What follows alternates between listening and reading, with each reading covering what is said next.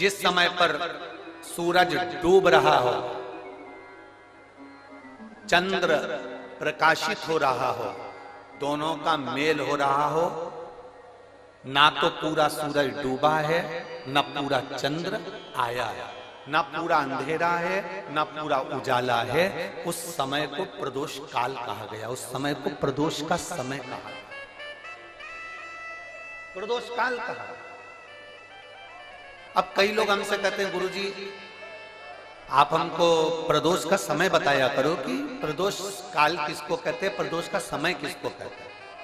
अब एक बात हम आप सबसे कहना चाहते हैं, जितने लोग आस्था चैनल पर सुन रहे हैं, जितने फेसबुक यूट्यूब पर सुन रहे हैं, और जितने रेवाड़ी की इस पवित्र धरा पर कथा को सुन रहे हैं, आप सबसे एक बात कहना चाहेंगे, अगर हम समय देखकर बताएं आपको कि शाम को 6 बजे, 6:30 बजे, 6:30 पे लेकर 7:30 के बीच में ये समय है, या 5:30 से लेकर 6:30 तक का ये समय है, या हम तुमको बोल दें कि इतनी बजे ये समय प्रदोष काल का रहेगा, या इतनी बजे ये समय रहेगा, तो देखिए कभी कभी ठंड का समय आता है तो दिन जल्दी ढल जाता है, कभी कभी गर्मी का समय रहता है तो दिन बहुत लेट ढलता है।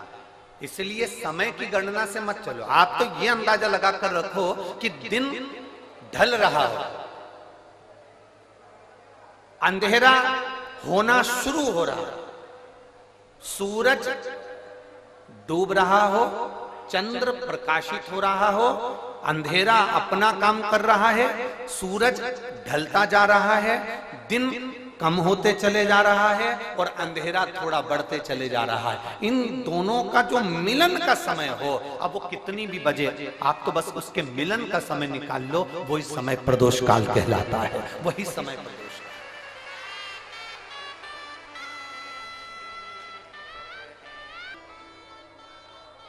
जिस प्रदोष व्रत का हम वर्णन करते हैं, जिस प्रदोष के दिन का आपको बधाई कल हमने दी थी कि प्रदोष की आपको बधाई हो, प्रदोष शाम का जो समय होता है, प्रदोष काल जो होता है, उसका वर्णन जब हम करते हैं, ये प्रदोष की पूजन का विधान किसने बनाया, ये प्रदोष की पूजन का नियम किसने बनाया, ये प्रदोष की संध्या काल का, प्रदोष के समय का पूजन का विधान कौन बनाया, ये प्रदोष के समय पर एक बेलपत्र चढ़ाने का विधान किसने बनाया, प्रदोष के समय पर एक समीपत्र चढ़ने का विधान किसने बनाया, प्रदोष के समय पर अगर मान लो कोई भिखारी से भिखारी व्यक्ति भी है जो ठेला चला रहा है, उसके पास में खाने के लिए कुछ नहीं है, फटे कपड़े पहन रहा है, उसकी जिंदगी में कुछ भी नहीं बचा और कर्जे में लदालूम हो गया, एक चावल का दाना अगर वो प्रदोष के दिन, प्रदोष काल में शाम के समय पर शंकर के शिवलिंग पर चढ़ा देता है तो 3 या 4 प्रदोष में उसका कर्जा चूकना प्रारंभ हो जाता है। प्रदोष का विधान, इतना ये प्रदोष का वर्णन करा किसने, इतना प्रदोष की महत्वता बताई किसने, कौन करे इतना वर्णन।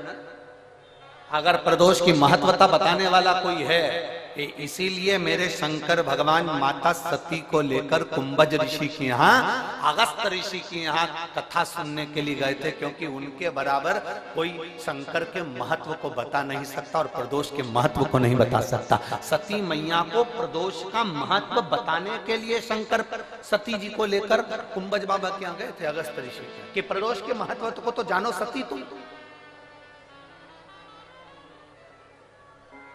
तुम प्रदोष के महत्व को तो सती जानो, तुम प्रदोष के महत्व को तो सती पहचानो कि प्रदोष का महत्व क्या होता है, प्रदोष काल का महत्व क्या होता है, प्रदोष के समय का महत्व क्या होता है। मेरी जीजियों, प्रदोष का इंतजार भी मत करा करो कि प्रदोष का दिन आएगा या प्रदोष का दिन आएगा तो हम गला पकड़ रहे हैं बाबा, प्रदोष का दिन आएगा तो हम भगवान शंकर को प्रदोष के समय में, शाम के समय पर हम बेलपत्र, शमी पत्र, चावल समर्पित करेंगे। आप तो प्रयास करा करो,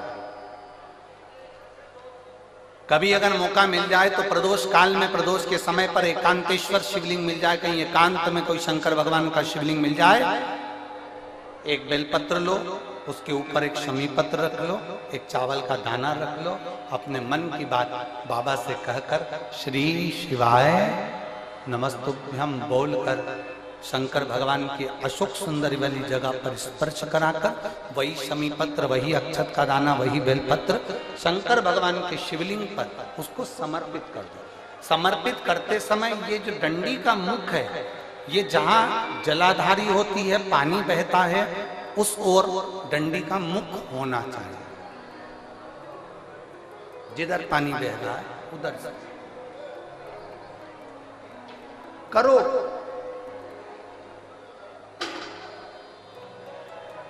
प्रदोष काल में करी गई आराधना,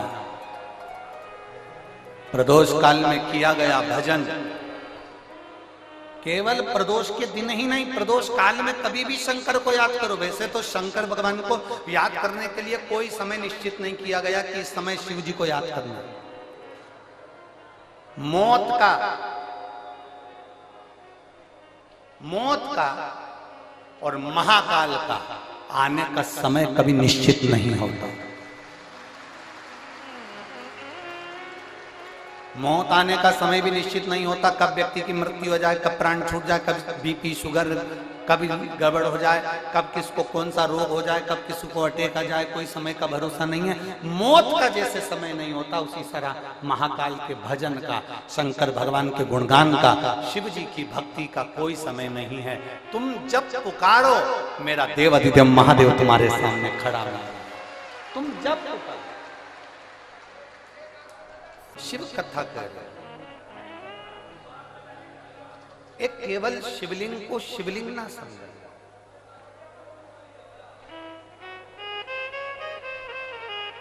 अगर एक छोटा सा भी शिवलिंग आपके घर में विराजमान है तो समझ लें कि वो बड़ा सा बड़ा हॉस्पिटल तुम्हारे घर में विराजमान है।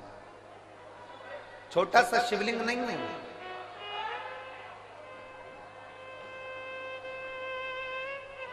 वो, बहुत छोटा सा शिवलिंग नहीं, वो आपके घर में देवाधिदेव महादेव स्वयं कालाधिपति विराजमान। बस उस शंकर को पहचानने के लिए तुम्हारे नेत्र अच्छे चाहिए।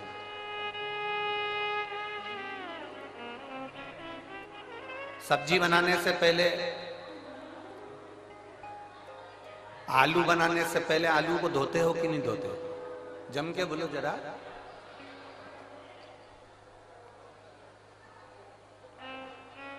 बैंगन बनाने से पहले बैंगन को धोते हो कि नहीं धोते हो? बोलते जाओ जरा जल्दी जल्दी। धोते हो। लौकी बनाने से पहले लौकी को धोते हो कि नहीं धोते हो? धोते हो ना। कपड़ा गंदा हो जाता है तो कपड़े को धोते हो कि नहीं धोते हो? बोलते जाओ। धोते हो। आलू गंदा हो गया तो आलू को धोया है, लौकी गंदी हो गई तो लौकी को धोया है, कपड़ा गंदा हो गया तो कपड़े को धोया है। इनको धोने के लिए पानी की जरूरत पड़ती है, पर जब ये मन गंदा हो जाता है, इसको धोने के लिए पानी नहीं, सत्संग की जरूरत पड़ती है।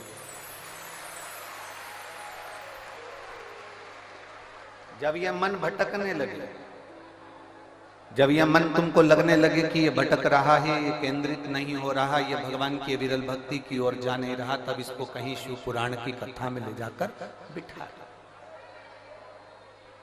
तब इस मन को भगवान शंकर की कथा में ले जाकर बिठा दो और मन को भगवान शंकर की विरल भक्ति में डुबाने का प्रयास करो। फिर यह मन भटकेगा नहीं।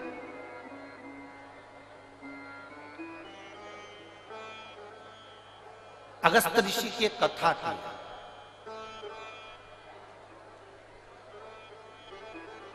अगस्त ऋषि का एक संवाद आता है कि जिन अगस्त ऋषि को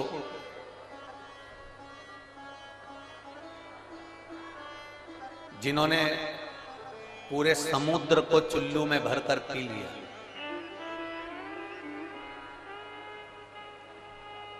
जिन अगस्त बाबा के दरवाजे पर भगवान शंकर माता सती को लेकर कथा सुनने के लिए जाते हैं। रामचरितमानस में अगस्त ऋषि का संवाद आता है, स्कंद पुराण में अगस्त ऋषि का संवाद आता है, शिव महापुराण में अगस्त ऋषि का संवाद आता है, विष्णु पुराण में अगस्त ऋषि का संवाद आता है। जिन अगस्त ऋषि को कुंभज ऋषि भी कहा गया, जिनके दरवाजे पर भगवान शंकर माता सती को ले जाकर कथा सुनवाने के लिए पहुंचते हैं, वो अगस्त ऋषि का जन्म कैसे हुआ?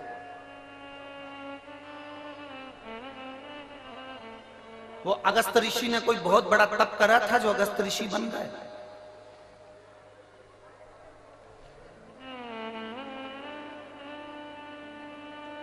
वो अगस्त ऋषि ने बहुत बड़ी तपस्या करी थी जो अगस्त ऋषि बन गए? अगस्त ऋषि का जन्म कैसे हुआ? जो भगवान शंकर को सती जी के साथ में बिठाकर कथा सुना रहे हैं, वो अगस्त ऋषि पृथ्वी पर पैदा कैसे हो गए?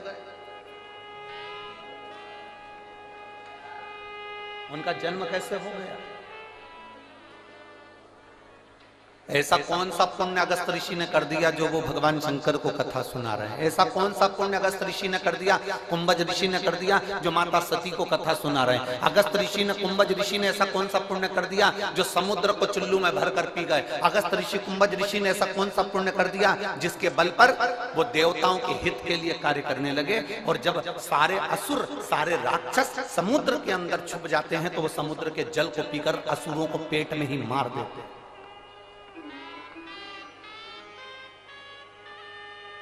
वो कुंभज बाबा, वो अगस्त ऋषि का जन्म कैसे हुआ?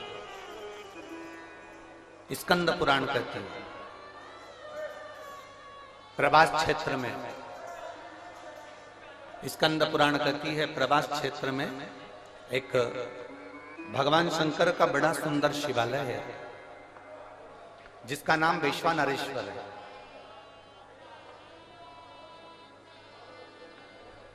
वैश्वानेश्वर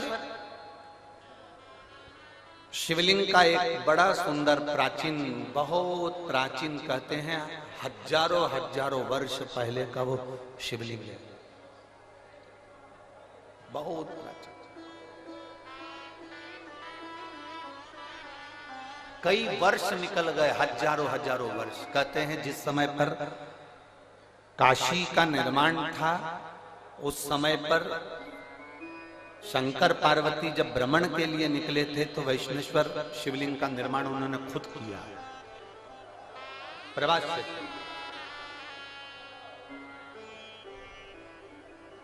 उसी शिवलिंग के मंदिर के गर्भगृह में, उस मंदिर के अंदर एक तोता रहता था, एक मिट्ठू, एक तोता घोंसला बना लिया था। उसकी धर्म पत्नी, वो तोते की धर्म पत्नी, वो मिट्ठू की धर्म पत्नी, वो शुक्र की धर्म पत्नी भी उसके साथ में रहती थी।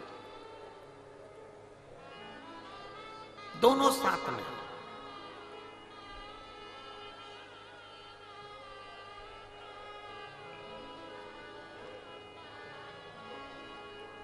रोज प्रतिदिन वो तोता, वो शुक्र, वो पक्षी उड़कर जाता, घास का एक तिनका उठाकर लाता और अपना घोंसला बनाता जाता। वो तोती, वो शुक्र की पत्नी, वो भी जाती, घास का एक तिनका उठाकर लाती और अपना घोंसला बनाती रहती। पति पत्नी ने दोनों ने मिलकर घोंसला तैयार करा, घूमते आते जाते, बस वो एक तिनका उठाकर लाते और घोंसला तैयार करते, और घोंसला तैयार करते करते करते करते उस घोंसले में रहना चालू कर दिया उन्होंने।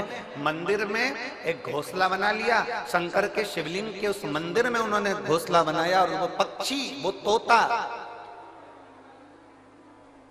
अपनी पत्नी के साथ में उसमें रह रहा है। अब दोनों घूमने जाते हैं, दोनों आते हैं और वहां बैठ जाता है।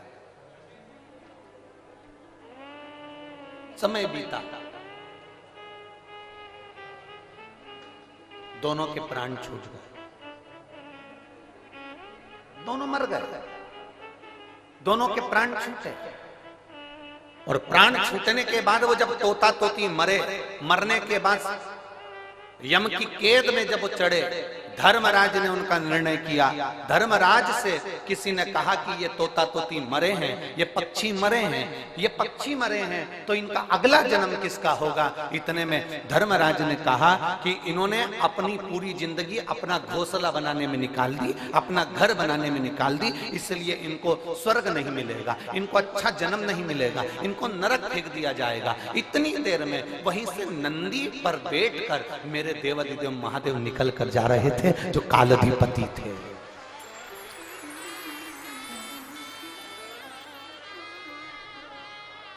मेरे देवाधिदेव महादेव निकल कर जा रहे थे, जो कालाधिपति थे। उन्होंने जो तोता तोती को देखा तो पहचान गए कि ये मेरा तो वैष्णवेश्वर, मेरे शिवलिंग के पास में इन्होंने घोंसला बनाया था और ये मेरे शिवलिंग के आसपास में परिक्रमा करते थे। जब भी उड़कर आते थे मेरे शंकर के मंदिर में चारों तरफ घूम के फिर अपने घोंसले में जाते थे। मंदिर में आते थे, फिर घूमते थे, फिर घोंसले में जाते थे, फिर घूमते थे, फिर घोंसले में जाते थे। ये पक्षी घूम घूम कर मेरी परिक्रमा करता था। शंकर भगवान ने कहा यह कोई साधारण पक्षी नहीं है, इसने मेरे शिवलिंग की परिक्रमा करी है, मेरे शिवलिंग के आसपास घूमा है, इसलिए साधारण मनुष्य नहीं बनेगा, ये साधारण जीव नहीं बनेगा, ये नरक का भोग नहीं भोगेगा, ये पृथ्वी पर जाकर एक ब्राह्मण और ब्राह्मणी के रूप में जन्म लेगा और साधारण जीव ये जन्म नहीं लेगा। और महाराज, इसकी पत्नी का नाम लोपामुद्रा होगा और ये जो पृथ्वी पर जन्म लेगा ये साधारण मनुष्य नहीं होगा, इसका नाम अगस्त ऋषि होगा। अगस्त ऋषि। अब जरा विचार करिएगा, शंकर भगवान के शिवलिंग के ऊपर चारों तरफ घूम रहा है, तो पक्षी अगस्त ऋषि का जन्म पा लेता है।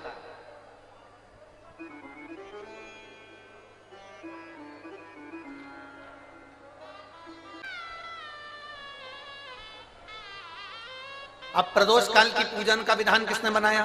कोई आपसे पूछे तो क्या बताओगे? जम के बोलो जल्दी से। कौन ने बताया था? अगस्त ऋषि।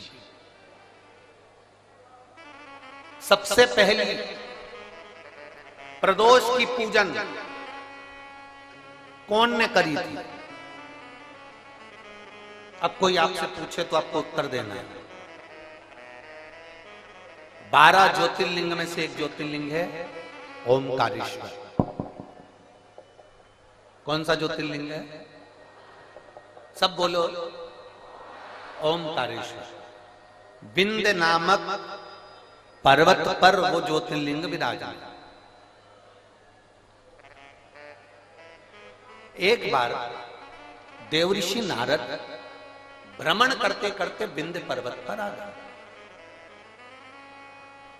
अब नारद जी का तो काम तुमको सबको मालूम ही है ना।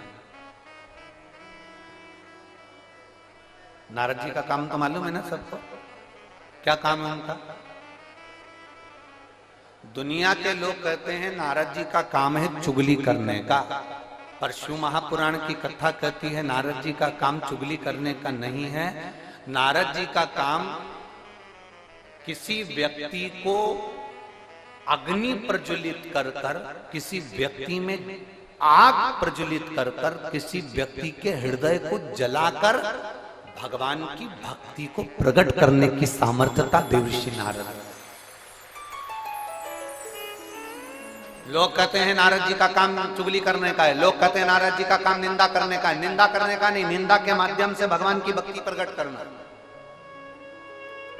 किसी के अंदर इतनी जलन उत्पन्न कर देना कि वो तप करने बैठ जाए, किसी की इतनी बड़ाई कर देना कि वो भगवान की भक्ति से जुड़ जाए। ये देवऋषि नारद का काम। दुनिया के लोग, दुनिया के कथाकार कहते हैं कि देवऋषि नारद निंदक है, देवऋषि नारद चुगलखोर है, देवऋषि नारद निंदा करते हैं। ये दुनिया के लोगों ने एक पक्ष देखा। अगर दूसरा पक्ष देखते तो मालूम पड़ता कि देवऋषि नारद निंदक नहीं है। देवऋषि नारद जो देवऋषि नारद हैं वो चुगलखोर नहीं है। देवऋषि नारद अपनी वाणी से किसी के अंदर अग्नि उत्पन्न कर कर उसको इतना अंदर से जला देते हैं कि वो भगवान को प्राप्त करने के लिए फिर कुछ ना कुछ प्रयास कर ही लेता है। जब जब देवऋषि नारद ने निंदा करी, जब जब देवऋषि नारद ने चुगली करी, तब तक देवता को प्रकट होना पड़ा।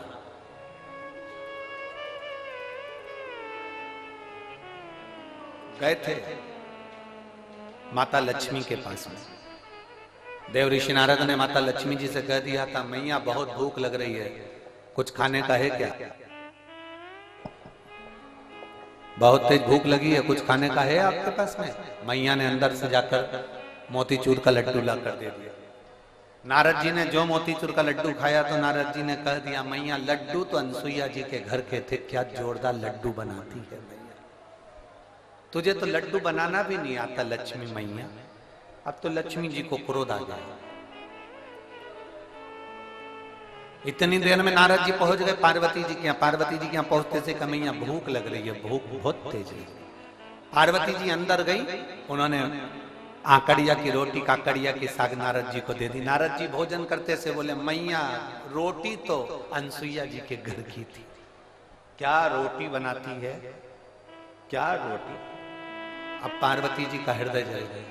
थोड़ी देर बाद नारद जी ब्रह्मा जी के पहुंच गए। ब्रह्माणी बैठी थी, ब्रह्माणी से कहा, मैया बहुत तेज भूख लग रही है। ब्रह्माणी अंदर गई, खीर बनाकर लाकर दे दी। नारद जी बोले, मैया खीर तो अनसुईया जी के घर की थी, क्या जोरदार खीर थी। अब तो तीनों देवियां इकट्ठी हो गई। मोहल्ले की 3 माताएं अगर एक जगह पर मिल जाए तो समझ लेना कि किसी ना किसी की बुराई चालू है,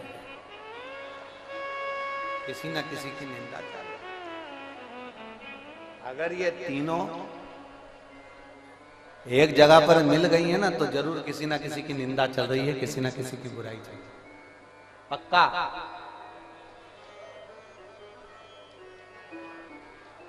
इकट्ठी हो गई। तीनों देवियों ने आपस में विचार करा कि अपन तो परेशान हो गए नारद जी के कारण। अनसुईया अनसुईया अनसुईया अनसुईया, ऐसा क्या अनसुईया में? अपने अपने पतियों को परीक्षा लेने भेज दो। ब्रह्मा विष्णु महेश तीनों परीक्षा लेने के लिए चले। और जैसे ही ब्रह्मा विष्णु महेश परीक्षा लेने के लिए चले, परीक्षा लेने के लिए जैसे ही चल दिए, इतने में तीनों दरवाजे पर पहुंचकर भिक्षा मांग रहे। माता भिक्षाम दे, माता भिक्षाम दे, माता भिक्षाम दे।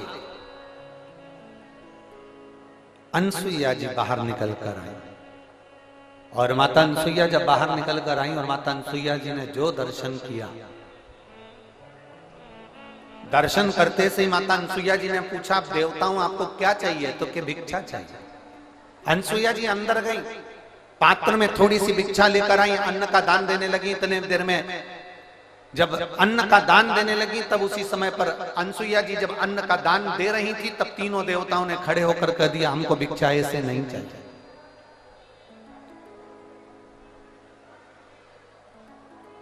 हमको ऐसी भिक्षा नहीं चाहिए।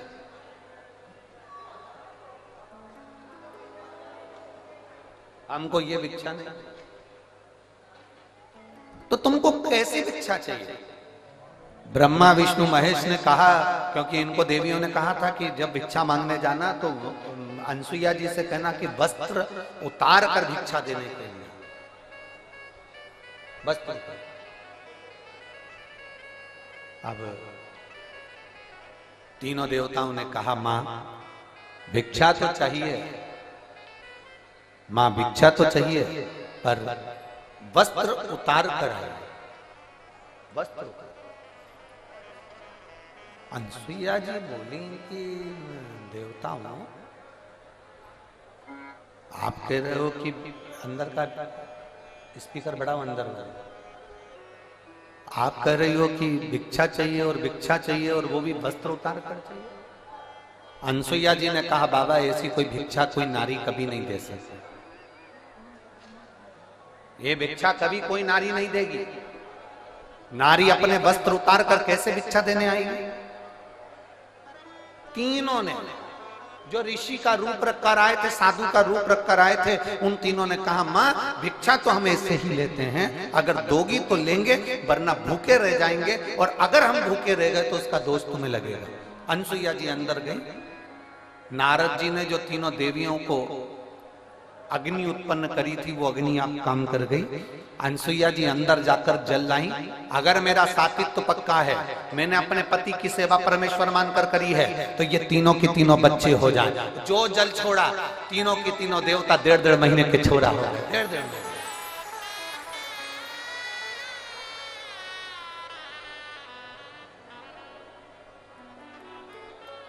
अंत ऋषि तो थे।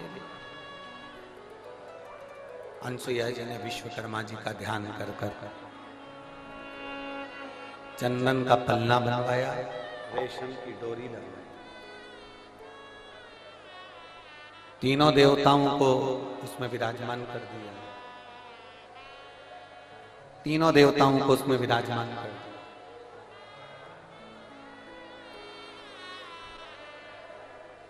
और तीनों देवता उसमें विराजमान हो गए। चंदन के पलने में रेशम की डोरी डालकर माता अनसुईया तीनों को झुला रही थी। इतने में अंतरी ऋषि का आगमन हो गया। अंतरी ऋषि ने पूछ लिया अनसुईया जी से कि ये किनके बच्चे हैं। अनसुईया जी तुरंत अंतरी ऋषि से कहती हैं ये अपने बच्चे हैं। अंतरी ऋषि ने कहा अभी मैं स्नान करने गया था तब तो एक भी नहीं था, और आया तो 3-3। अनसुईया जी बोली भगवान जब देता है तो छप्पर फाड़ कर देता है।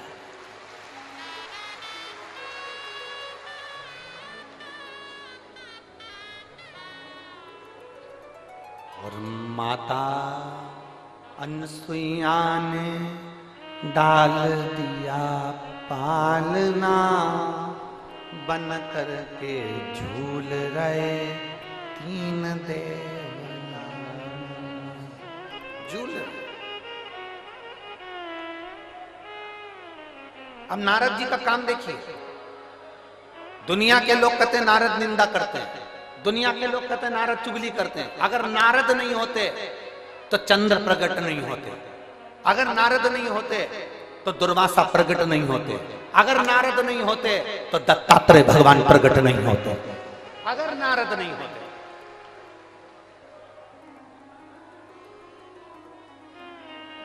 नारद जी चले लक्ष्मी जी के पास में पहुंचे। मैया आज बड़ी बेचैन दिख रही हो। लक्ष्मी जी बोली क्या बताएं, हुआ क्या। अपने पति को भेजा था अनसुईया जी की परीक्षा लेने के लिए, पर पते नहीं है उनके, आज बहुत दिन हो गए दिखे नहीं मेरे को। नारद जी बोले वो तो पलने में झूल रहे हैं। लक्ष्मी जी बोली फालतू की बात मत कर, मेरा इतना बड़ा पति कोई पलने में झूलेगा, चल जा से जा। नारद जी वहां से चले तो पार्वती जी के यहाँ पहुंच गए। पार्वती जी बहुत डिप्रेशन में थी, बहुत टेंशन था माता पार्वती जी।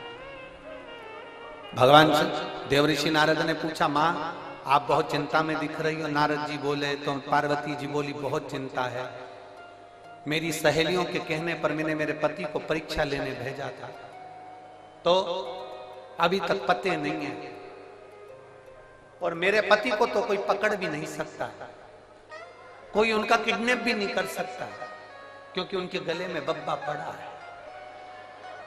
किसके बाप में दम है कि मेरे पति को पकड़ ले, दम से। मैया पलने में झूल रहे हैं। सरस्वती मैया से भी कह दिया पलने में झूल रहे हैं। तीनों देवियों ने नारद जी के चरण पकड़ लिए। नारद रुक जा, तो ये बता कि हम हमारे पति को कैसे लेकर आए। नारद जी ने कहा जैसे तुम्हारे पति मांगने गए थे वैसे तुम भी चली जाओ। तीनों ने ब्राह्मण की पत्नी का रूप लिया। दरवाजे पर अनसुईया जी के पहुंच गई। अनसुईया जी के दरवाजे पर जाकर तीनों देवियों ने आवाज लगाई, माता भिक्षाम दे, माता भिक्षाम दे, माता भिक्षाम दे, माता भिक्षाम दे। बार बार आवाज लगाई जाए, बार बार आवाज लगाई जा रही है, माता भिक्षाम दे, माता भिक्षाम दे, माता भिक्षाम दे।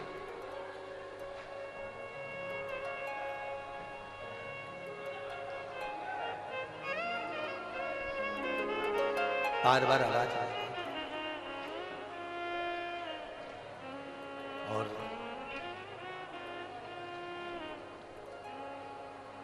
जैसे ही आवाज लगाई, पार्वती मैया निकल, अनसुईया मैया निकल कर बाहर आई। जो अनसुईया मैया निकल कर बाहर आती, इतने में अंतरीषि ने आवाज लगाई, अनसुईया कहां जा रही हो? अनसुईया रुक गई, दरवाजा बंद है, तीनों देवियां बाहर। लक्ष्मी ने पार्वती से कहा, पार्वती जरा देखो तो अंदर अपने पति हैं भी कि नहीं है।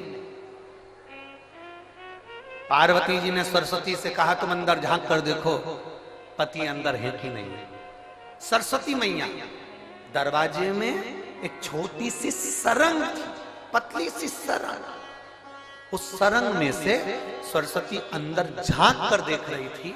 इतने में पीछे से देवऋषि नारद जी आकर बोले, मैया तुम दूसरे के घर में झांकी हो ना, आज से पृथ्वी पर जितनी माता है ना, इनकी भी आदत बदल जाएगी। ये जब भी कपड़ा सुखाने ऊपर जाएगी तो पड़ोसी की छत जरूर ढाक के आएगी।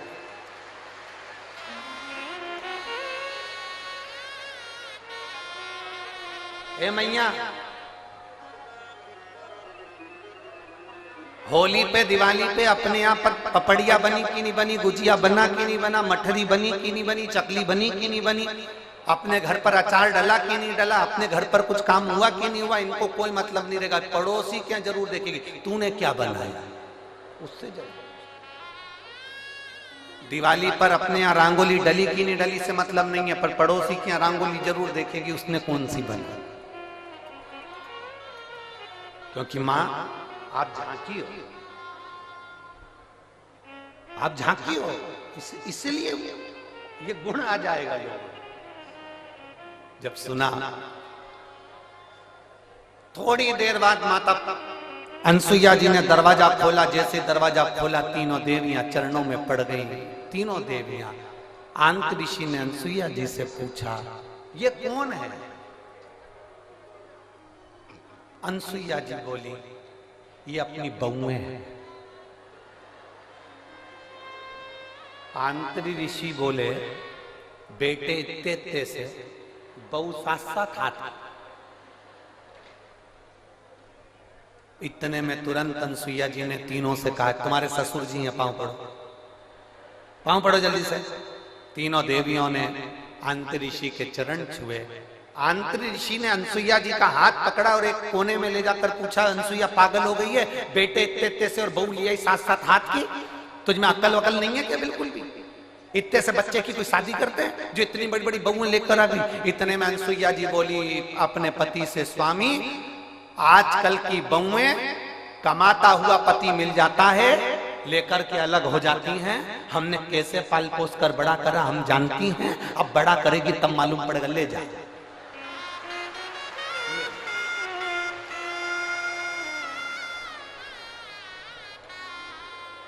अब तीनों देवियां तीनों देवताओं को देखकर टेंशन में आ गई। लक्ष्मी जी बोली, मेरा कौन सा है? और पार्वती जी बोली, मेरा कौन सा है? सरस्वती जी की, मेरा कौन सा है? तीनों एक एक बच्चे को उठाती हैं, घुमा घुमा के देखती हैं। बाबा, हर माल 2 रुपया, जिसका जो अंश है उठा लो।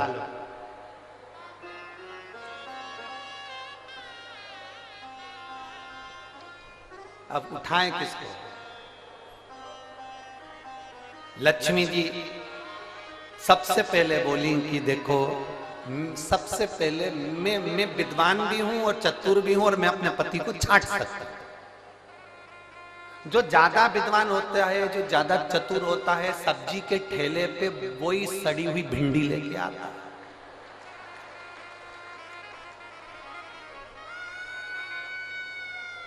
काना बैंगन जो ज्यादा समझदारी दिखाता है ना, वही लाता, वही छाट छाट के अलग अलग रखती जाएगी, रखती जाएगी, रखती जाएगी।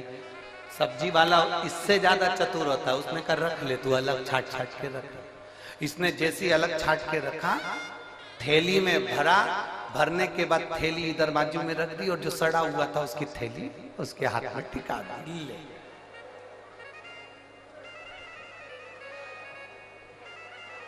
लक्ष्मी जी बोली सबसे पहले मैं छाटूंगी। लक्ष्मी जी ने अपने पति को छाटा। जो छाटने बैठी लक्ष्मी जी तो भगवान ब्रह्मा जी को उन्होंने अपनी गोदी में उठा लिया और ब्रह्मा जी को गोदी में उठाकर बोली ये मेरे पति हैं। उनको जो हाथ में लिया इतनी देर में तो अनसुईया जी को हंसी आ गई। अनसुईया जी को हंसी आई। उन्होंने कहा रुको इन तीनों को वापिस सुलाओ। जमीन पर सुलाया। अनसुईया जी ने हाथ में जल लिया। अगर मेरा पतिव्रता धर्म प्रबल है, मेरा सातित्व पक्का है तो मैं जल छोड़ती हूँ, ये तीनों के तीनों बड़े हो जाएं। तीनों बड़े हुए। उन्हीं के अंश अवतार चंद्र, दुर्वासा और दत्तात्रेय भगवान प्रकट।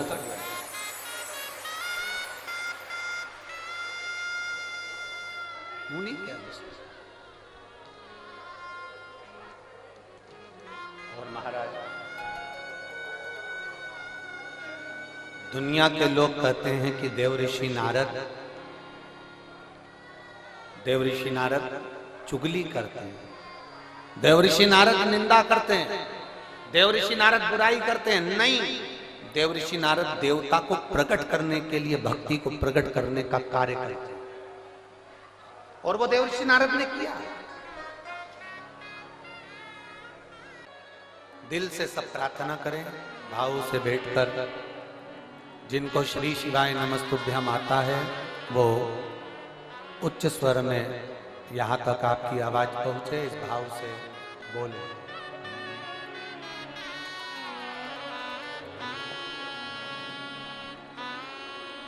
श्री शिवाय नमस्तुभ्यम। श्री शिवाय नमस्तुभ्यम। श्री शिवाय नमस्तुभ्यम। श्री शिवाय नमस्तुभ्यम। श्री शिवाय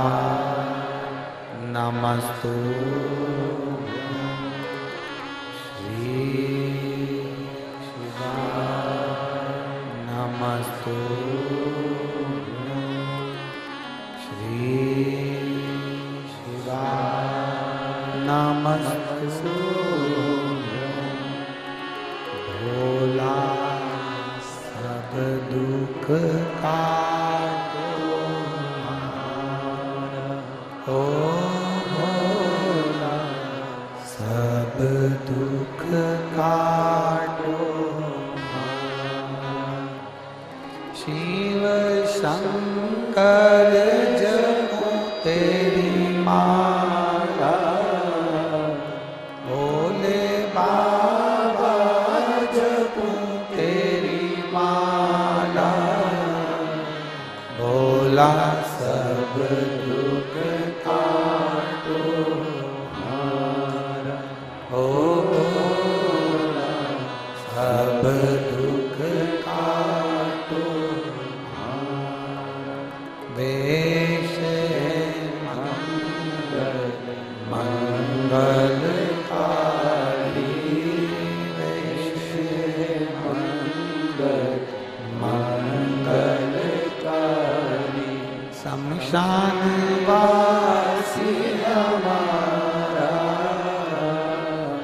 शमशान वासी हमारा। ओ भोला सब दुख काटो हमारा, ओ भोला सब दुख काटो हमारा। शिव कथा कह रही है, भगवान शंकर का संवाद कर रहा है। शिव महापुराण की कथा कर रही है। देवऋषि नारद विंध्य पर्वत के पास में जाकर कहते हैं, विंध्य तुझ में और सुमेरु पर्वत में बहुत अंतर है। विंध्य तू इतना विशाल नहीं है जितना सुमेरु पर्वत विशाल है। अब विंध्य पर्वत को तो क्रोध आ गया।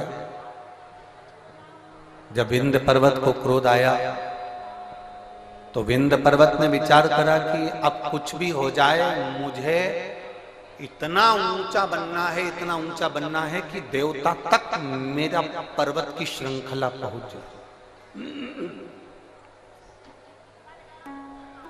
अब मुझे इतना ऊंचा जाना है, अब मुझे इतना ऊंचा पहुंचना। विंध्य ने अपना विस्तार करा, सुमेरु पर्वत से भी ऊंचा विंध्य पर्वत पहुंच गया।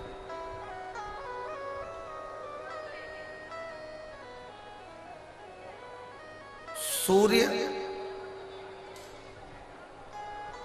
के अश्व चलते चलते थोड़ा अंधेरा हो रहा था। सूर्य अपना प्रकाश कम कर रहे थे और उस समय पर जाकर सूर्य के अश्व को विंध्य पर्वत के घोड़ों ने, विंध्य पर्वत के शिखर ने सूर्य के घोड़ों को रोक दिया, अश्व को रोक दिया। बहुत सावधानी से सुनना, ये कथा अभी तक हमारे मुखाग्रविंद पर कभी नहीं आई, परंतु ये प्रदोष की सबसे पहली पूजन, प्रदोष काल में सबसे पहली पूजन प्रदोष की कौन ने करी थी और कब करी गई थी, वो कथा चल रही।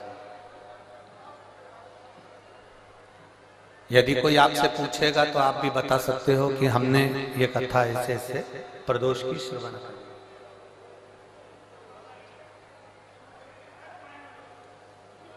एक सुख का अनुभव कराती है प्रदोष की पूजा।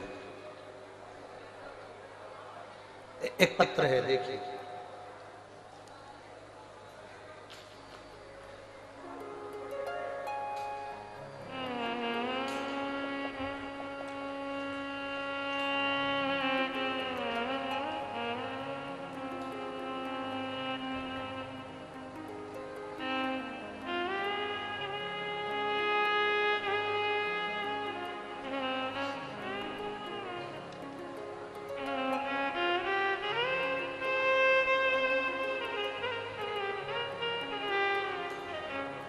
मेरा नाम अंशु, मैं अंशु हूं। मैं गाजियाबाद उत्तर प्रदेश की रहने वाली हूं। कहीं बैठी हो तो हाथ हिला सकते हैं। मेरा नाम अंशु है, आशु है। मैं गाजियाबाद उत्तर प्रदेश की रहने वाली हूं। कहीं बैठी हो तो हाथ हिला सकते हैं। उत्तर प्रदेश गाजियाबाद से आई हूं।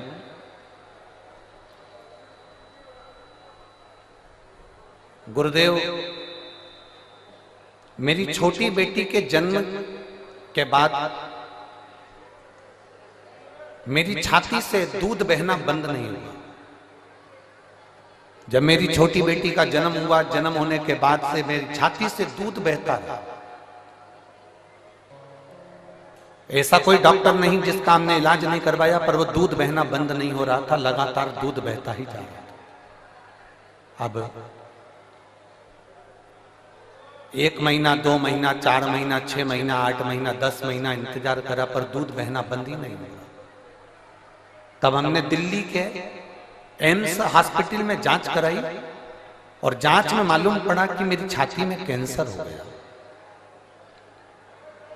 और मुझे कैंसर बता दिया गया और सर में ब्रेन ट्यूमर बता दिया गया। अब डॉक्टर ने कहा कि कैंसर तो तुमको हो गया है और ब्रेन ट्यूमर भी है, पर इसका ऑपरेशन बहुत जरूरी है। 16 मार्च 2024 ऑपरेशन की तारीख दी गई। आज कौन सी मार्च चल रही है? जम के बोलिए। 23 मार्च 2024। 16 मार्च 2024 ऑपरेशन की तारीख दी गई और जैसे ही हमको 1 महीने बाद की जो तारीख दी गई, हम जब फरवरी में उनको दिखाए तो उन्होंने हमको 16 मार्च 2024 की तारीख दी और 1 महीना हमको दिया गया कि ये ब्रेन ट्यूमर का और कैंसर का ऑपरेशन सर्जरी आपको कराना है। हम दिल्ली के एम्स हॉस्पिटल से वापिस आ गए, घर गए। घर पर जाकर हमारे परिवार वालों ने कहा अपन हॉस्पिटल में तो दिखा कर आ गए, अब एक काम करते हैं कि अपन सब लोग मिलकर सीहोर चलते हैं और कुबरेश्वर बाबा की वहां कंकर शंकर की पूजन करेंगे, वहां से अपन मांगकर रुद्राक्ष ले आएंगे। गुरुदेव,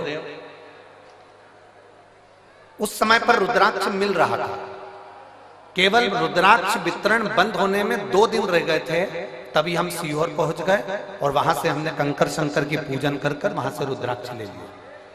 रुद्राक्ष लेकर हम घर आ गए। 20 दिन लगातार उस रुद्राक्ष को पानी में गलाया, शिवजी को चढ़ाया और उस पानी को पीना प्रारंभ करा। एक बेलपत्री शंकर जी को चढ़ी हुई खाना प्रारंभ किया।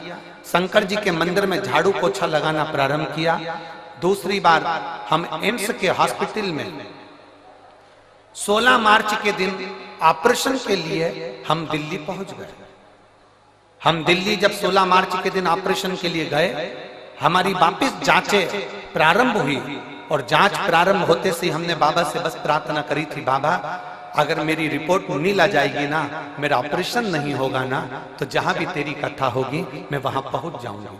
बाबा की ऐसी कृपा हुई गुरुदेव, हम एम्स हॉस्पिटल में पहुंचे। 16 मार्च के दिन एम्स हॉस्पिटल में हमें ऑपरेशन की तारीख दी गई और हम जांच कराने के लिए जैसे ही अंदर गए, डॉक्टर ने हमारी रिपोर्ट देखकर आश्चर्य में पड़ गया कि तुम्हारा कैंसर तुम्हारे शरीर में नहीं है और तुम्हारा कैंसर समाप्त हो चुका है। मैं बाबा को नमन करने के लिए यहाँ पर आई हूँ। मेरे बाबा ने मुझे बचा लिया और मेरे शरीर में कैंसर नहीं निकला। जिस डॉक्टर ने मुझे कैंसर बताया था उसी ने बाद में मना कर दिया। मैं बाबा को धन्यवाद देने। कहीं बैठी हैं क्या? अगर कहीं बैठी हो, आशु नाम है इनका, गाजियाबाद उत्तर प्रदेश की रहने वाली हैं, जिनका मोबाइल नंबर ये है। शिव तक एक पत्र और है।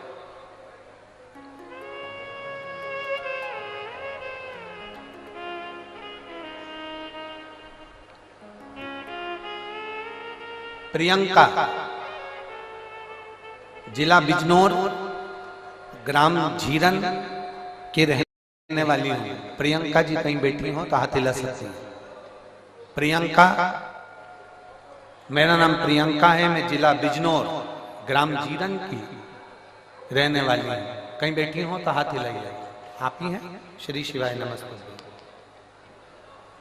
मेरा पुत्र यथार्थ, जिसकी उम्र 7.5 वर्ष का है, आया हुआ है क्या बेटा? आया? लिया लिया लिया।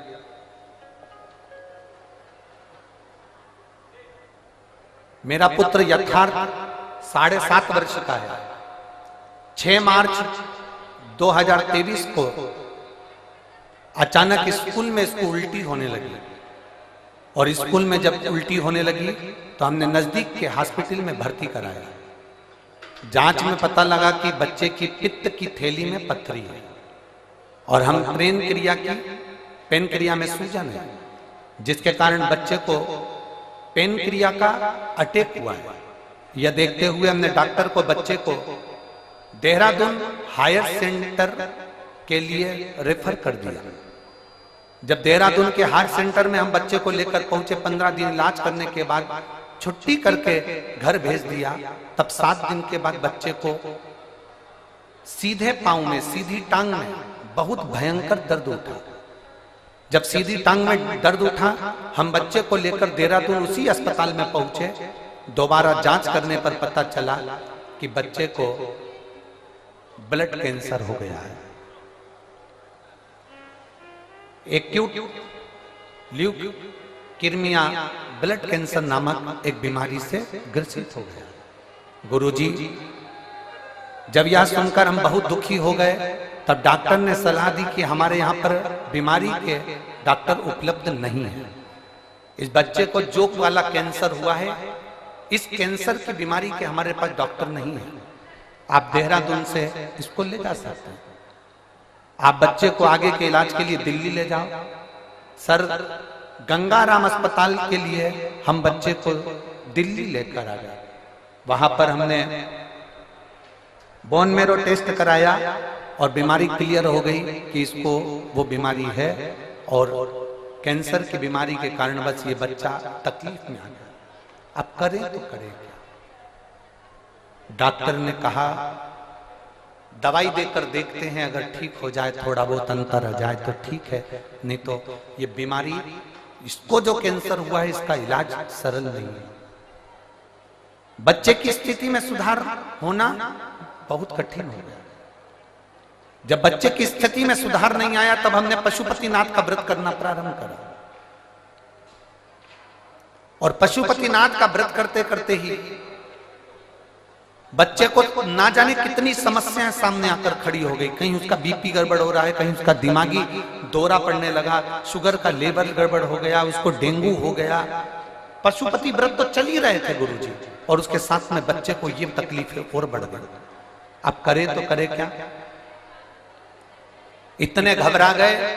हमने सोचा था कि बच्चे को पशुपति व्रत करेंगे तो थोड़ा सा रोग समाप्त होगा, पर इसको तो बीपी भी हो गया, दिमागी दौरा भी गड़बड़ हो गया, शुगर का लेवल भी गड़बड़ हो गया, डेंगू भी हो गया और इसको बार बार हॉस्पिटल में भर्ती कराना पड़ रहा था। पर हिम्मत नहीं हारी गुरुदेव। आप कहते हो ना बाबा कुछ ना कुछ अच्छा जरूर करेगा और बाबा जरूर सुनेगा। हमने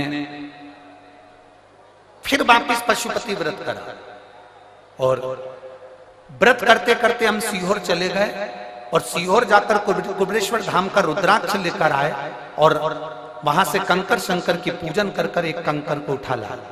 हम रुद्राक्ष गलाकर शंकर जी पर जल चढ़ा देते, बेलपत्री बच्चे को खिला देते।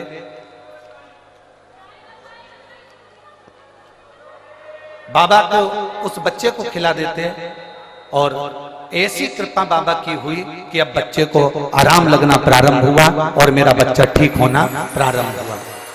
गुरुदेव बाबा की कृपा से बाबा ने ठीक करा है और एक बेलपत्र अगर व्यासपीठ की मिलेगी तो मेरा बच्चा और भी ठीक होगा। ये मैं बाबा से प्रार्थना करने आया। शिव तत्व है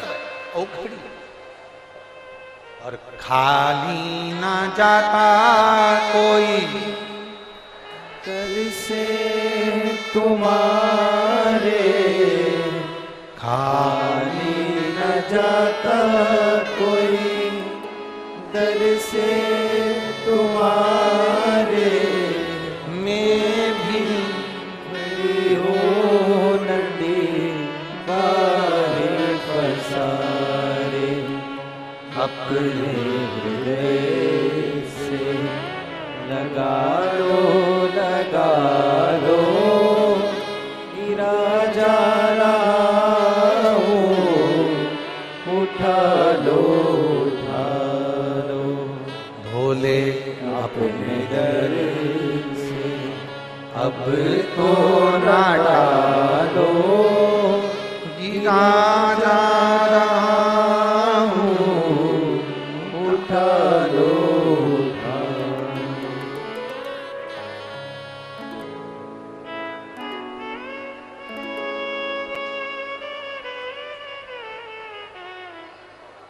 एक पत्र और बड़ा अच्छा है। शहर चरखी, दादरी, जिला दादरी, हरियाणा।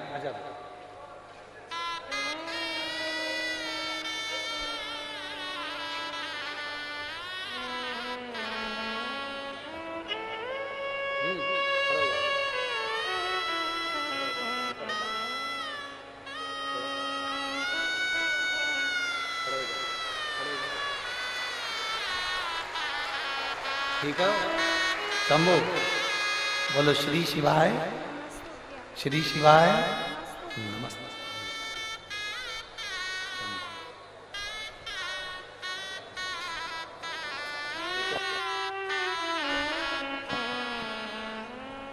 पहले से आराम है ना?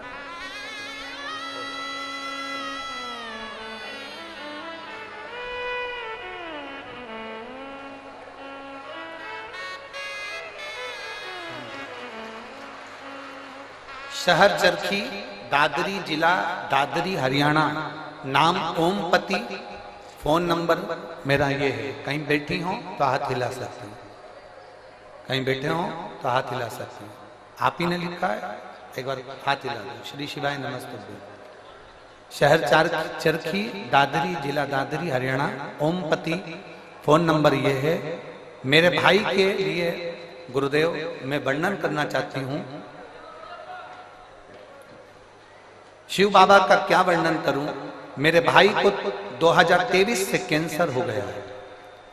उसका इलाज जिंदल हॉस्पिटल हिसार में चल रहा है। नाक में कैंसर हुआ, नाक का ऑपरेशन करवाया, फिर गले में कैंसर हो गया। गले में कैंसर हुआ। 2 साल से मैं आपकी कथा सुन रही हूं। मैंने मेरे भाई से कहा कि अगर डबल से कैंसर हो रहा है तो तू सीहोर जा, रुद्राक्ष ला और उस रुद्राक्ष को पानी में गलाकर शिव जी को चढ़ाकर पीना प्रारंभ कर। मैं मेरे भाई की तरफ से यहां पर दंडवत करने के लिए, प्रणाम करने के लिए आई हूं, कथा सुनने के लिए आई हूं। हम लोग रुद्राक्ष लेने के लिए सीहोर चले गए और वहां से रुद्राक्ष लेकर आए। जब रुद्राक्ष लेकर आए, भाई की एक रिपोर्ट, एक ऑपरेशन और डॉक्टर ने बोल दिया था वो कराना था, जो कि 12 मार्च 2024 को वो ऑपरेशन होना था। हमने बाबा से प्रार्थना करी, अगर बाबा आप संभाल लोगे तो मैं कथा सुनने के लिए पंडाल में जाऊंगी। मेरे भाई की जब दूसरी रिपोर्ट हमने जब जिंदल हॉस्पिटल में दिखाया तो 12 मार्च के दिन रिपोर्ट में आया कि इसकी सारी रिपोर्ट नील है और ये बालक अब ठीक हो गया है, इसका कैंसर समाप्ति की। एक बार हाथ हिला दो बहन, बधाई। इसके लिए एक बेलपत्र ले जाओ, आजा आजा, एक बेलपत्र इसके लिए ले जाओ। शिव है वो औघड़ी है और खाली ना जाता कोई दर से तुम्हारे, खाली न जाता कोई दर से तुम्हारे। मैं भी खड़ी हूँ बाहें पसारे, अपने हृदय लगा लो, गिरा जा रहा हो, उठा लो, भोले अपने दर से अब तो न टालो, गिरा जा रहा हो, उठा लो। एक शिव भक्ति को जगाइए।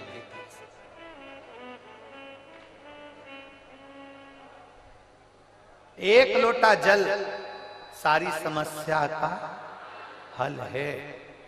जिस दिन विश्वास से, भरोसे से, दृढ़ता से आप शंकर जी के मंदिर में एक लोटा जल चढ़ाने लगोगे, भरोसा रखकर जिस दिन बेलपत्र को खाने लगोगे,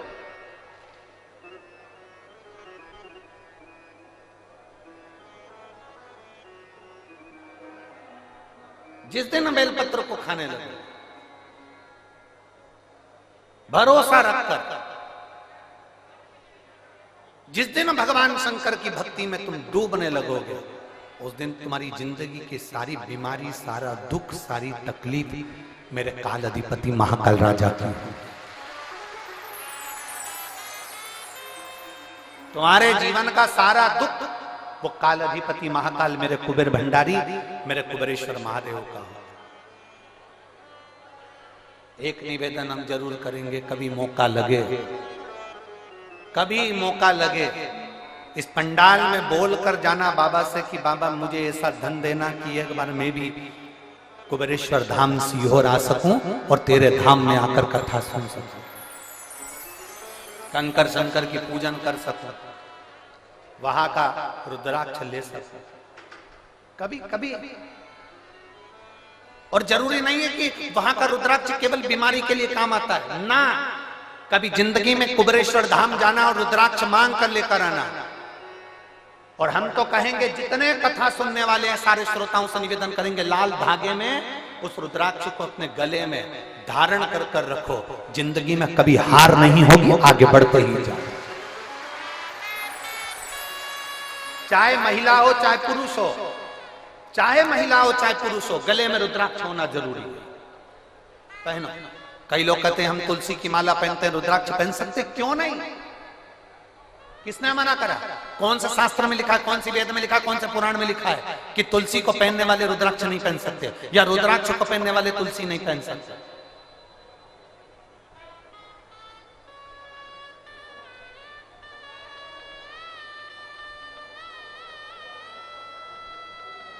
तुलसी यदि नरक से छुड़ाकर वैकुंठ भेज सकती है, तो रुद्राक्ष रोग से मुक्त कराकर तुम्हें अपने हॉस्पिटल से घर भेज सकता है।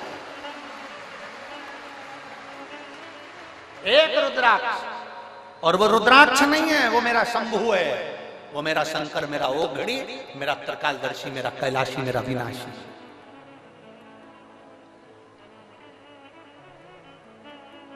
कई लोग कहते हैं गुरुजी अभी आपके यहाँ पर रुद्राक्ष उत्सव हुआ, अभी आपके यहाँ पर 26 तारीख को सुबह 10 बजे महादेव की होली है, आप हमेशा भक्तों को वहां बुलाते रहते हैं। हमारा तो निवेदन है किसी बहाने से आओ, चाहे तुम 26 तारीख को होली खेलने के बहाने आओ, चाहे तुम रुद्राक्ष उत्सव के बहाने आओ, और मेरे बाबा के दरवाजे पर एक बार आकर तो देखो, 3 महीने में झोला खाली नहीं करना पड़ेगा, वापिस आना पड़ेगा।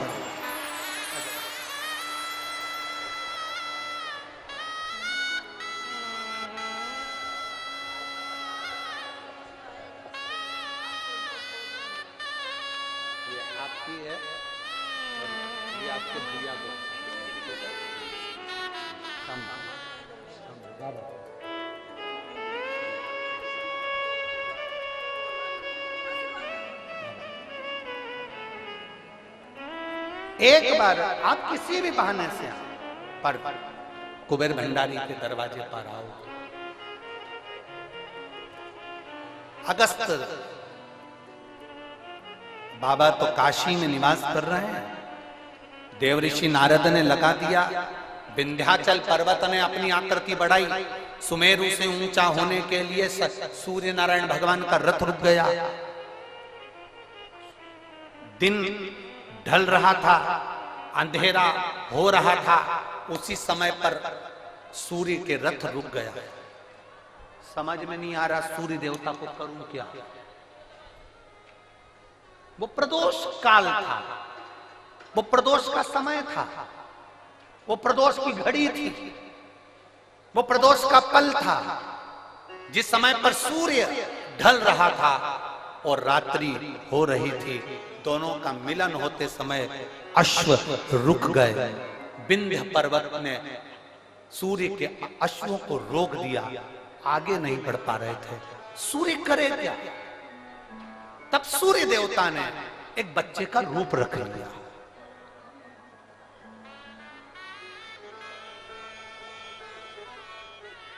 ये दुनिया के लोगों को मालूम होना चाहिए कि पहला प्रदोष का उपास व्रत, प्रदोष की पूजन किसने करी है। ये आपकी आराधना में, आपकी चित्तवृत्ति में आना चाहिए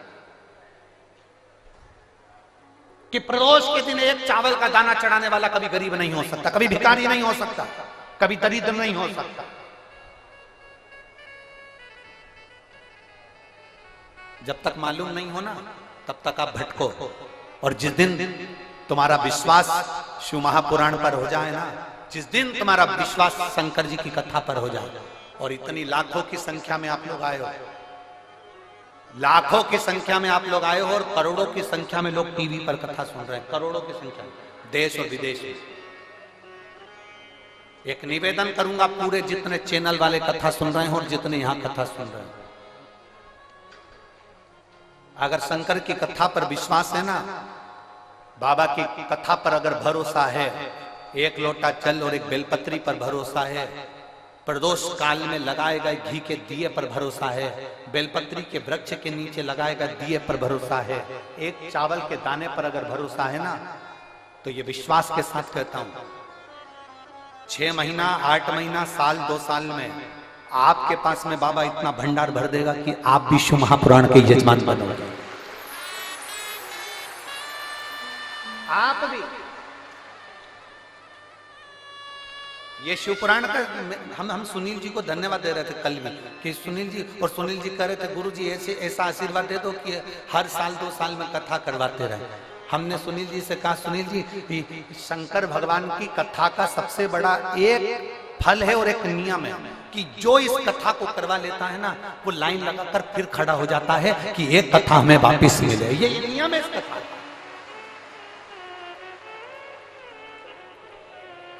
भटिंडा पंजाब में अमरजीत सिंह जी ने कथा करवाई, वो 2 बार खबर कर चुके कि वापिस कथा दो हमारे पंजाब के लिए। अभी कथा कर आए सिरसा तारा बाबा की कुटिया में, वहां कांडा परिवार ने कथा करवाई, उन्होंने फिर आकर कह दिया कथा दीजिए। सुनील जी हम आपको भी कहते हैं, आप तो अभी बोल रहे हो कि कथा दीजिए, पर बाबा की कृपा ये नियम है कथा का। जो एक बार जजमान बन जाता है मेरा बाबा उसको इतना देना चालू करता है। और केवल जजमान से मतलब नहीं है, जो दिल से पंडाल में बैठकर दिल से सुन ले, 5 दिन की हो 7 दिन की हो, आसन लगाया वहीं पर सो रहा है, वहीं बैठ रहा है, वहीं खा रहा है। दुनिया के संत बाहर तप करते हैं, तुम यहाँ बैठकर शौचालय के लिए भी जाना है ना तो 50 बार विचार करते हो, जाऊंगी ना तो अंदर कैसे आऊंगी, वॉशरूम जाऊंगी तो कैसे आऊंगी, पानी ज्यादा नहीं पीते हो क्योंकि मेरे को वॉशरूम जाना पड़ेगा, ज्यादा खाते नहीं हो कि मुझे शौचालय के लिए जाना पड़ेगा। बार बार तुम अपनी इंद्रियों को कंट्रोल में रखते हो। जो एक संत साधु सन्यासी तपस्वी साधक उपासक, कुंभ के मेले के जो संत पर्वतों पर बैठकर जो संत साधना करते हैं, वो साधना शिव महापुराण के पंडाल में बैठकर मेरी माता और मेरे भाई करते हैं। आप इतना भोजन नहीं करते कि आपको बार बार शौचालय के लिए जाना पड़े, आप इतना पानी नहीं पीते कि आपको बार बार वॉशरूम के लिए जाना पड़े। आप अपने शरीर को अपनी इंद्रियों को केंद्रित कर कर रखते हो, क्योंकि जाऊंगी ना इतना बाहर निकल कर जाऊंगी तो वापिस आने में टाइम लगेगा, मैं कथा छूट जाएगी, जगह कोई ले जाएगा। अपनी इंद्रियों को कंट्रोल में कर रहा। इतना तो कोई साधु नहीं कर सकता, इतना तो कोई संत नहीं कर सकता, इतना तो कोई सन्यासी नहीं कर सकता। संत साधु सन्यासी तपस्वी कई वक्ता कथाकार जिनसे एसी के रूम नहीं छूटते, जिनसे 4 व्हीलर गाड़ियां नहीं छूटती, वो भी इतना सन्यासी का जीवन नहीं जी सकते जितना आप जी रहे हो, जितना आप जी रहे हो।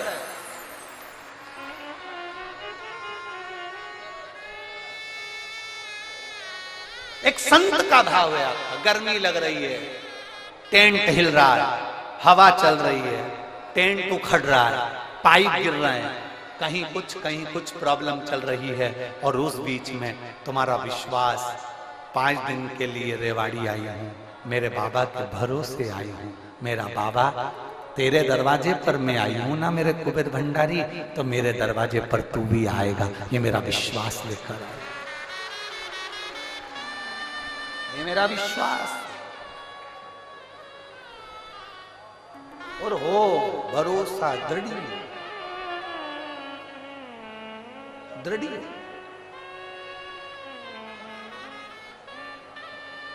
वो कहते हैं ना, तुझसे मिलने के लिए तेरी कसम, ये मेरे बाबा से मिलने का ये केंद्र बिंदु है शिव पुराण की कथा। ओम मेरे भोले तेरा सहारा है,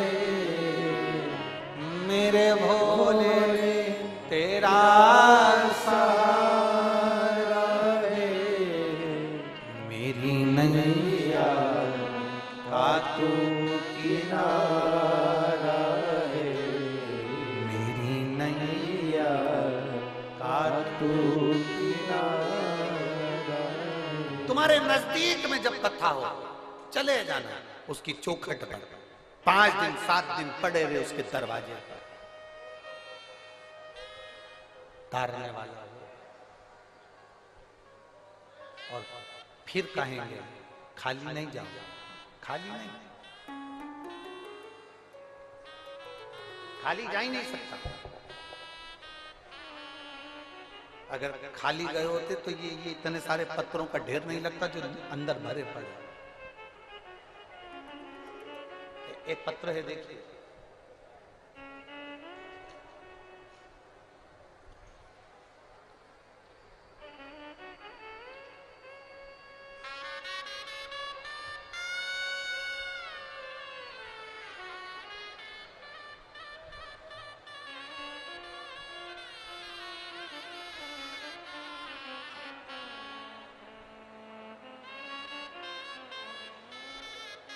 विष्णु कुमार मिसोदिया, मैं धोबी समाज से हूं। पत्नी पिंकी देवी, नीम का थाना, राजस्थान से आया। कहीं बैठे हो तो हाथ हिला सकते हैं, हाथ हिलाओ एक बार।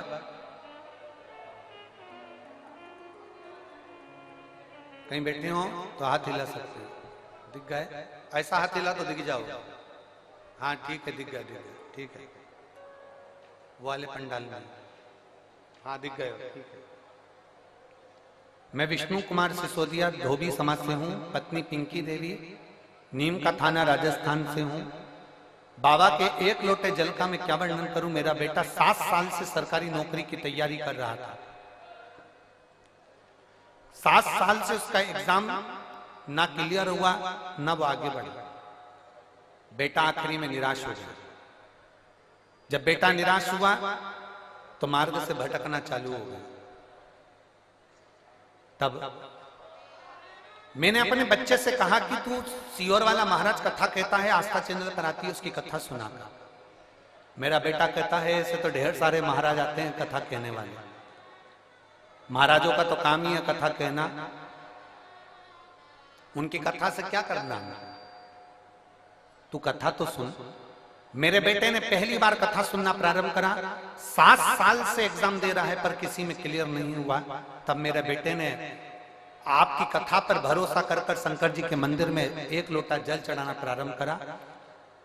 जो मंदिर में फूल पत्ती रहते थे उससे मंदिर के भगवान शंकर का श्रृंगार करना प्रारंभ करा। आज मैं बाबा को धन्यवाद देने के लिए आई हूं। जिस बेटे का विश्वास कभी देवता के प्रति नहीं था, आज आपको इतना मानता है क्योंकि उसका दिल्ली पुलिस में उसका सिलेक्शन हो गया और बाबा की कृपा से उसका ज्वाइनिंग लेटर आ गया। मैं बाबा को यहां धन्यवाद देने के लिए आया। बधाई बहन आपको, एक बार हाथ हिला दो। श्री शिवाय नमस्तुभ्यं। ठीक है, बैठिए, बधाई। शिव तत्व है, लोग हिम्मत हारते हैं। शिव महापुराण की कथा कहती है हिम्मत हारने की जरूरत नहीं है। अगर भरोसा पक्का है भगवान देवाधिदेव महादेव पर, अगर तुम्हारा भरोसा प्रबल है तो हिम्मत नहीं है।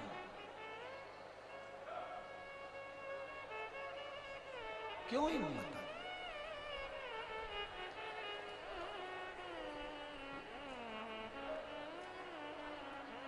शंभु शरणे पड़ी माऊ घड़ी रे घड़ी दुख कारो दया करी दर्शन आपो। शंभु शरण पड़ी मांगो घड़ी रे घड़ी दुख काटो दया करी दर्शन आपो।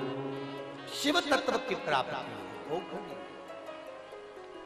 एक बार भगवान शंकर की अविरल भक्ति को धारण कर कर देते। ढोंग से दूर हो जाओ, प्रपंच से दूर हो जाओ, छल से दूर हो जाओ, बेईमानी से दूर हो जाओ, प्रपंच से दूर हो जाओ। दुनिया के लोग तुम्हें बहुत सारा आडंबर कर कर तुम्हें खींचने का प्रयास करेंगे, पर आज की पीढ़ी पढ़ी लिखी पीढ़ी है। आज की पीढ़ी विद्वत्ता की पीढ़ी है। और हम फिर निवेदन करेंगे, तुम्हें आडंबर में नहीं फंसना, तुम्हें ढोंग प्रपंच में नहीं फंसना, तुम्हें ढकोसले में नहीं जाना, तुम्हें अंधविश्वास की ओर नहीं जाना, कहीं मत जाओ।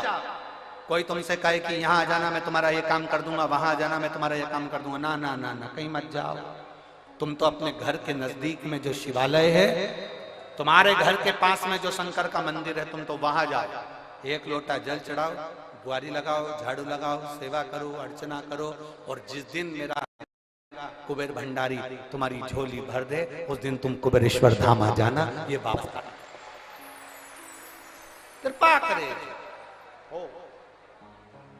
और इतना दे मेरा कुबेर भंडारी, तुम्हारे को इतना झोलियों में भर दे कि तुम भी अपने नगर में, अपने गांव में, अपने शहर में शिव महापुराण की कथा करने के लिए लालायित रहो। ये शिव इतना अपने स्थान पर बैठकर भगवान देवाधिदेव महादेव से अपने दिल की बात बड़े भाव के साथ, आनंद के साथ में कहिए, दिल से प्रार्थना करिए बाबा से।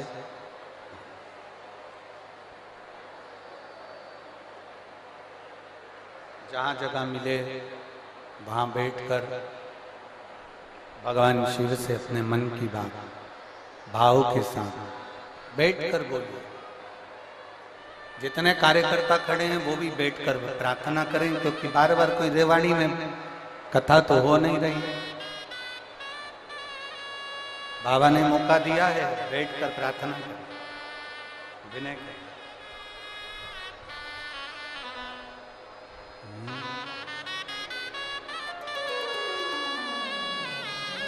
दिल से निवेदन करें, दिल से प्रार्थना, बाबा से दिल से भाव से बाबा से प्रार्थना।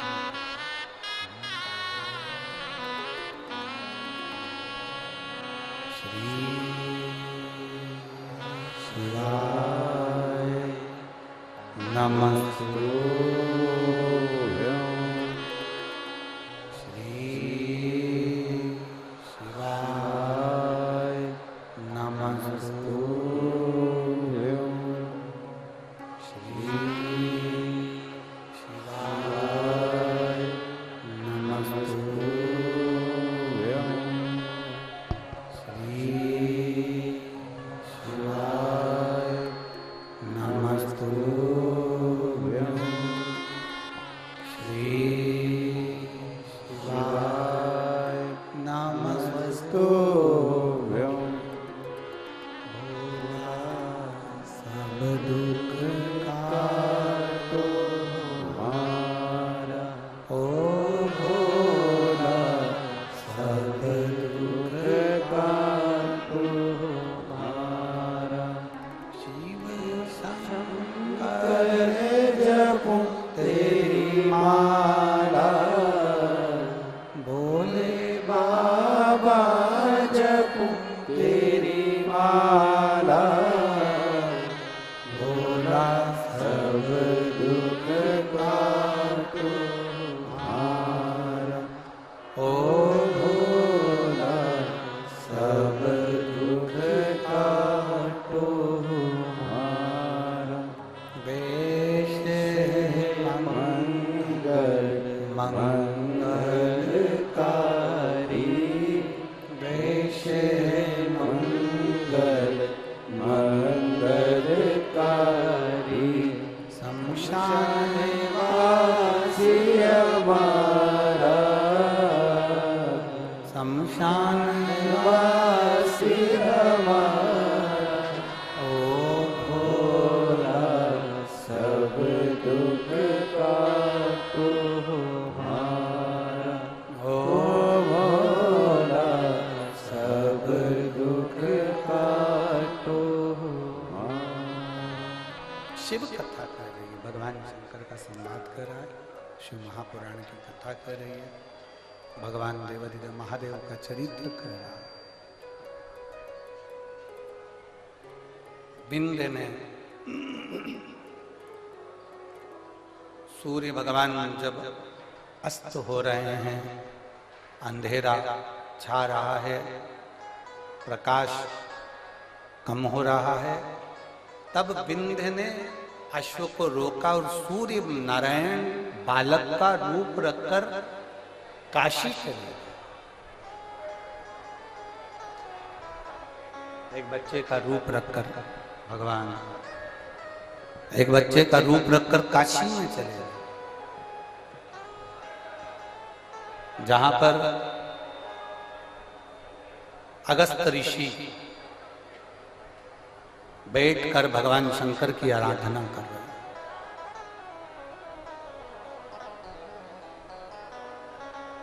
जिस जगह पर अगस्त ऋषि बैठकर भगवान शंकर की आराधना कर रहे हैं, अगस्त ऋषि ने भगवान शिव का शिवलिंग का निर्माण किया। भगवान शंकर के शिवलिंग का निर्माण अगस्त ऋषि करते हैं। वहीं पर पहुंच जाते हैं सूर्य नारायण भगवान, निवेदन करते हैं, प्रार्थना विनती, आप कृपा करिए। अगस्त बामा ने पूछा कि तुम कौन हो? भास्कर देव सूर्य नारायण बच्चे का रूप रखे हुए थे, तो वो अपने असली स्वरूप में प्रकट होकर कहते हैं मैं सूर्य नारायण।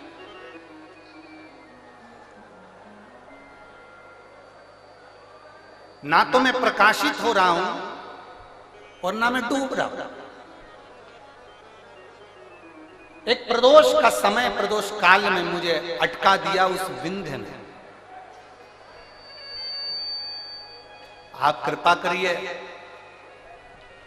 अगस्त ऋषि ने कहा कि तुम एक काम करो सूर्यदेव, तुम पार्थिव शिवलिंग का निर्माण कर कर पूजन करो, व्रत करो, एक अक्षत, एक बेलपत्र, एक शमी पत्र तुम्हारी उलझन को समाप्त कर दे।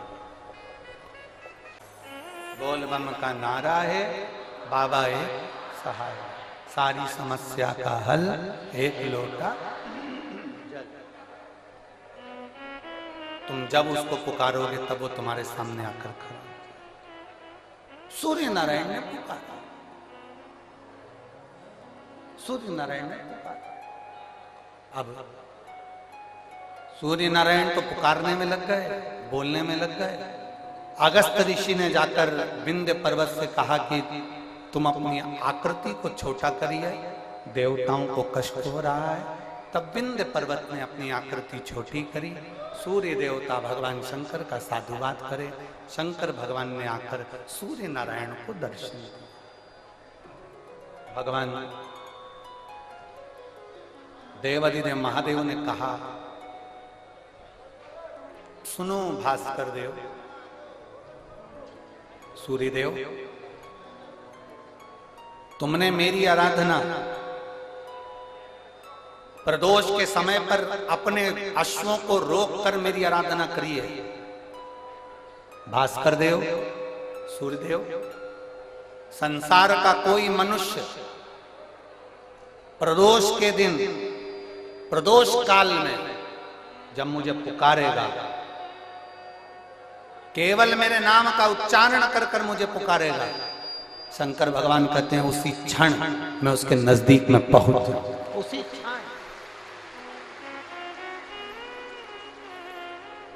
अकाल मृत्यु वो मरे जो काम करे चंडाल का, काल उसका क्या बिगाड़े जो भक्त हो महाकाल का। जो शंकर की आराधना करने वाला है, शिव की उपासना करने वाला है, शंकर का गुणगान करने वाला है, शिव की स्तुति करने वाला है, उसका बाल बांका नहीं होता। 12 ज्योतिर्लिंग का चरित्र श्रवण कराते हुए तुमरुका जी चंचुला देवी से कहते हैं, चंचुला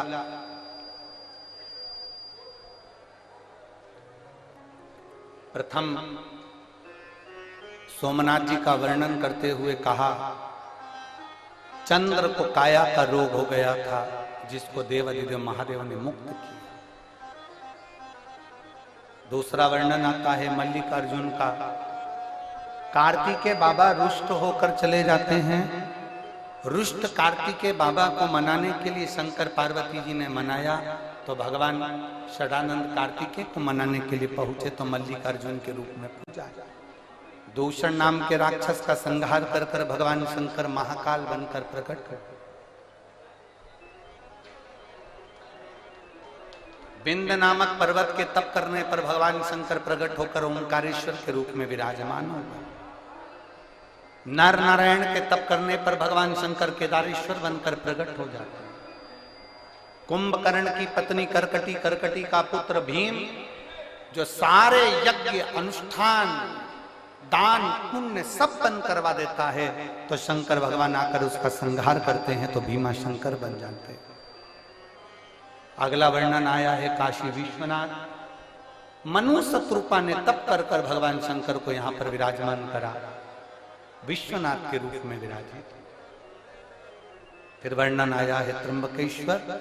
गौतम बाबा पर गौ हत्या का दोष लगता है, ब्रह्मा विष्णु महेश आकर एक लिंग के रूप में विराजमान होकर उनको दर्शन देते हैं और गौ हत्या के दोष से मुक्त करते हैं।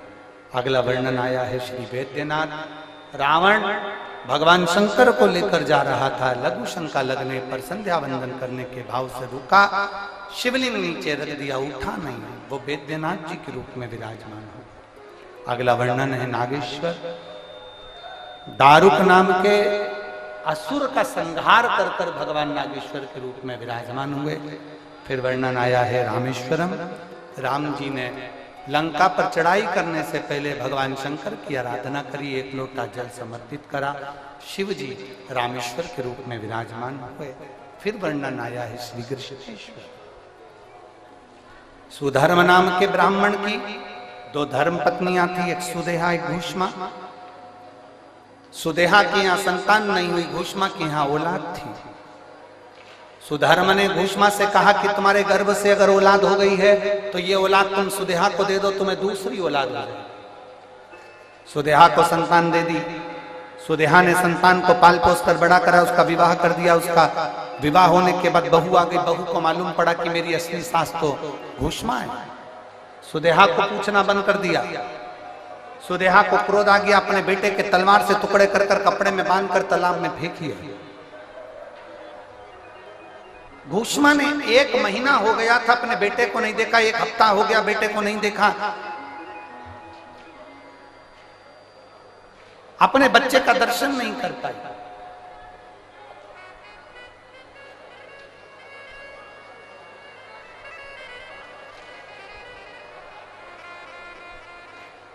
और जब अपने बच्चे का दर्शन नहीं कर पाई घूष्मा, जब अपने बेटे का दर्शन नहीं करा घूष्मा ने, तब पार्थिव शिवलिंग का पूजन कर कर विसर्जन कर रही है। और पार्थिव शिवलिंग का विसर्जन करते हुए उसके मन में आया मेरे बेटे का दर्शन हो। बाबा देवादिदेव महादेव ने उसके बेटे को, मरे हुए बेटे को वापिस जीवित करा और शिवजी कृष्णेश्वर महादेव के नाम से विख्यात। ये 12 ज्योतिर्लिंग का चरित्र जब तुमरुका जी कह रहे हैं, चंचुला देवी का पति बिंदुक प्रेत योनि से मुक्त हो जाता है, चंचुला अखंड सौभाग्यवती होकर पति के धाम को चली जाती है।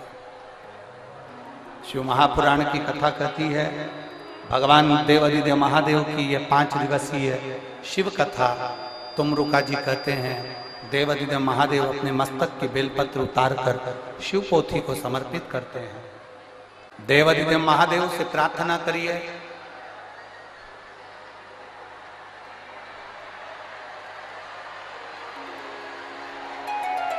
भगवान देवादिदेव महादेव से निवेदन करिए, प्रार्थना करिए कि भगवान शंकर आप सभी के मन के भाव को पूर्ण करें।